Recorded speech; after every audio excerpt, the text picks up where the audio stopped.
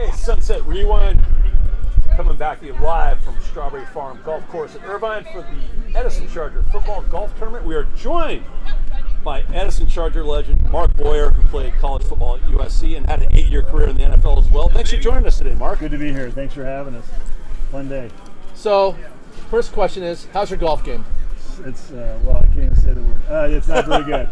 Did you have a better college and pro career than you much did as a better. golfer?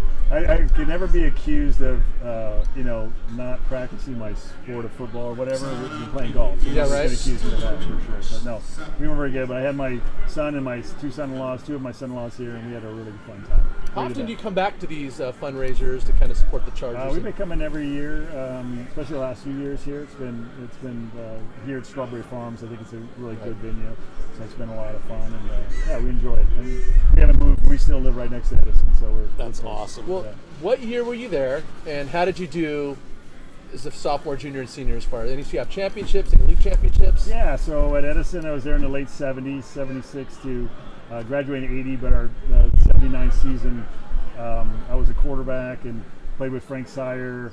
And anyway, it was most of my career was a quarterback, and then moved to tight end my senior year.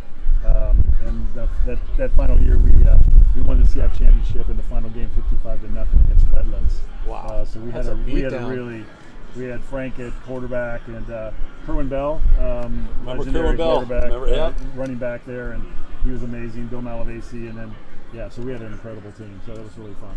So that's interesting. You played tight end as a senior, but then you played quarterback at college in the NFL? No, I was before my younger years. I was a quarterback at Edison. Right.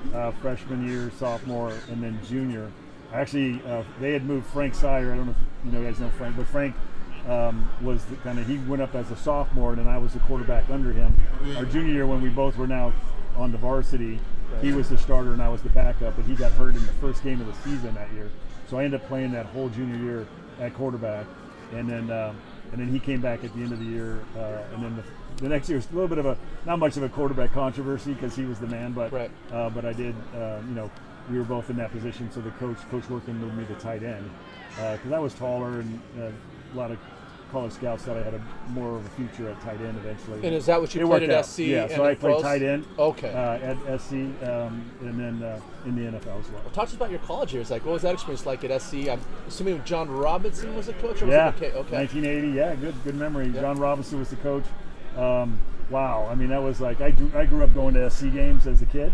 You played with Charles White as well. He had just left. Or Marcus Allen. Yeah, Marcus Allen. Right. Yeah. So Marcus was junior my first year, and then his Heisman Trophy year is my.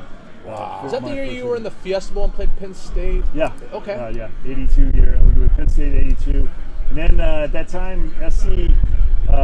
Mark, we had an incredible team, but we got slapped with some probation years in there, so we didn't have so that was it. We got that, but by the time my senior year, we ended up I played with Dwayne Bickett and Jack Del Rio, and we ended up beating Ohio State in 1985 Rose Bowl.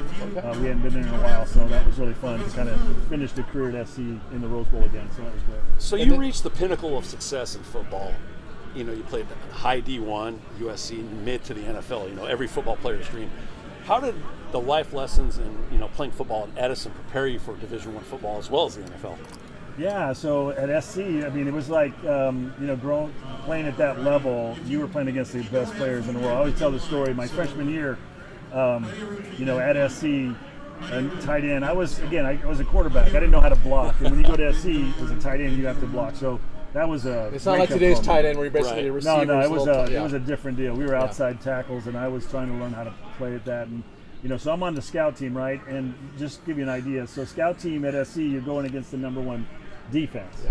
Well, number one defense is just an idea. So Ronnie Lott is the safety, strong safety. Dennis Smith is the free safety. Joey Browner, another All-American, was a corner, and Jeff Fisher on the other side, and then you had Chip Banks and Georgia Chica. I mean, it was just player after player. I didn't know Chip Banks, the Giant, was on that team too. Was it? Oh no, Carl. I'm sorry. Banks. Yeah. Okay, never mind. You're right. Go ahead. Chip Banks played at Cleveland Browns. Yep. Right. Yep. I remember him. There, yeah. Yep. And so so you're going against those guys every day in practice. And then we had this coach Marv Goof, legendary. Marv Goof. Yeah, he was. And he was a linebacker, so he was the defensive line coach, right? So he would work with to make sure the offensive scout team gave a good look. So he was in our huddle telling us what to do. Because he wanted his defense to be Right, prepared, he wanted to get right? a good look. So good look. So if you're there, like he would, hey, come here. You're gonna reach block chip, right? Or you're gonna gonna get down that block done. a base or whatever. I'd like to You were try. We'll scared, see how it works out. He was this tall. Everybody's towering over him, but we were scared to death of Marv Dew. But so yeah, you learn in that area, And my career at SC didn't really go. I was, I was a backup tight end. I was behind a really good friend of mine and a good player, Fred Cornwell, at tight end.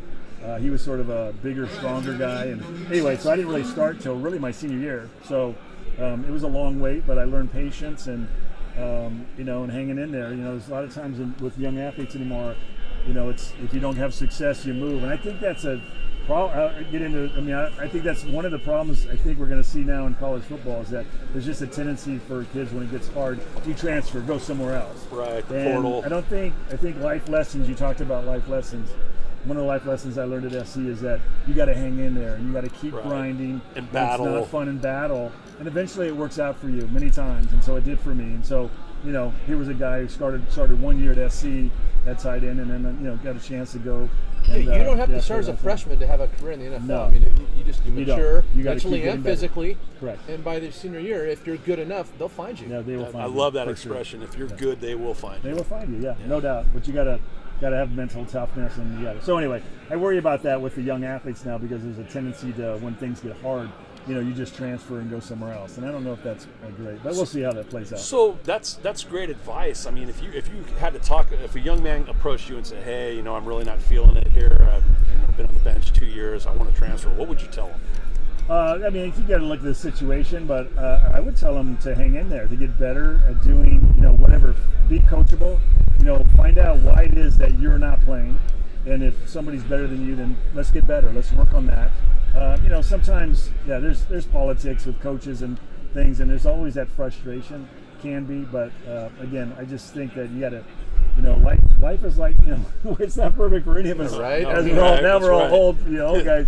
It's like, those life lessons, I mean, you got to hang in there when it's tough. Yeah. And so you got to keep grinding. I think that's really important. So you hear it all the time. You hear even the athletes, they talk about the grind, and that's really true. I think it's really important to get just to hang in there. So. When you were in the NFL and you were on the Colts, was Cush by any chance the coach? Frank, Yeah. I've heard stories. Yeah. So I heard stories too. Yeah, right? He was Goes at back to ASU, right? Yeah, he was at The ASU Hill. when I was at SC.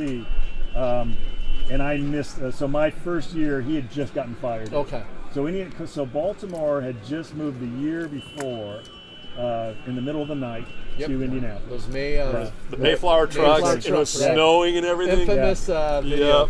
And so those guys came over, and we were the 85 draft class was the first draft class of the Indianapolis Colts. Okay. So all these guys, when I got there, I just heard story after story about Colts. It was like They're like, thank guy, God. Yeah, they were. Right?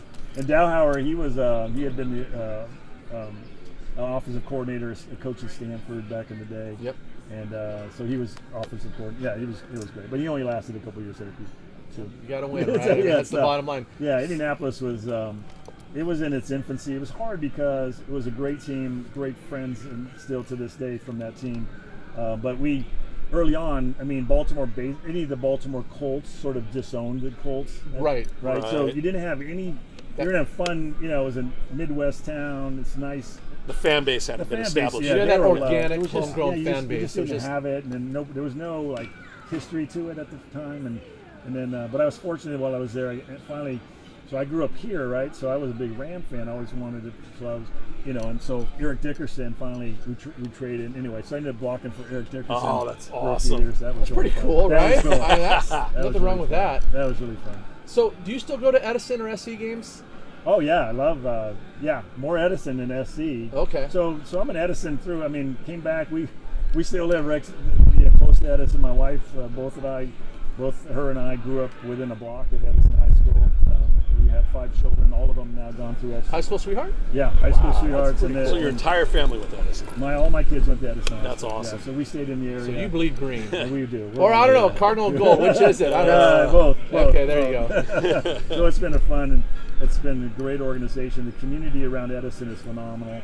Yeah, I can't ask for more than that. It's, You know, the thing about Edison, they've been so good for so long. It's just amazing. I don't know what it is with their consistency Always. year after year after year. They've always had great football teams, and it's yeah, it goes back. I mean, history. You know, I played with Bill Workman before that. Vince Asaro, some of these guys.